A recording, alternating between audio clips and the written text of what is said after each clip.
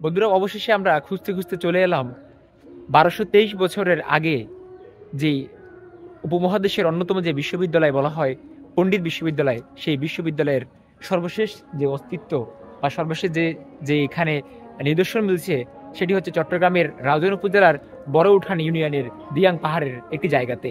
আপনারা দেখতে পাচ্ছেন যে চারপাশে গাছগাছালিতে ভরা। এটিই ছিল এক সময়, অর্থাৎ 1223 বছর আগে এই জায়গাটিতেই ছিল একটি বিশ্ববিদ্যালয়, যার নাম পণ্ডিত বিহার বিশ্ববিদ্যালয়।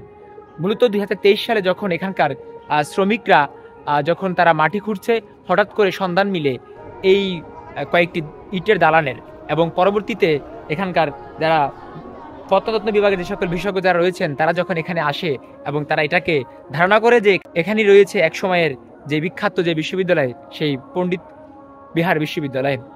2023 সালের পর 2025 সালে যখন সরকার পতন হয়, এখানে স্থানীয়দের তথ্য মতে সরকার পতনের পর এখানে যেই বিশ্ববিদ্যালয়ের একটা অস্তিত্ব ছিল সেটিকে মূলত উপরে মাটি দিয়ে আবার ঢেকে দেওয়া হয়েছে।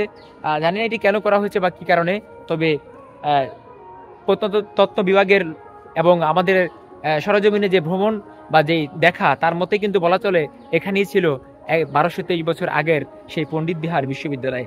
এটি দেখলে এখন কে বলবে যে একসময় এখানে ছিল একটি বড় জগৎ বিখ্যাত একটি বিশ্ববিদ্যালয়? এটি কখনোই বলা চলে না, কারণ আমার চারপাশে এখন এই যে বিশ্ববিদ্যালয়ের যেই জায়গাটিতে আমরা দাঁড়ানো আছি, এটি মাটির নিচেই কিন্তু সেই বিশ্ববিদ্যালয়টির অবস্থান। কিন্তু চারপাশে দেখেন সবুজে সমারোহ, গাছগাছালি বা বাগানে ভরা। এর পাশেই কিন্তু রয়েছে মানুষের বসত বাড়ি।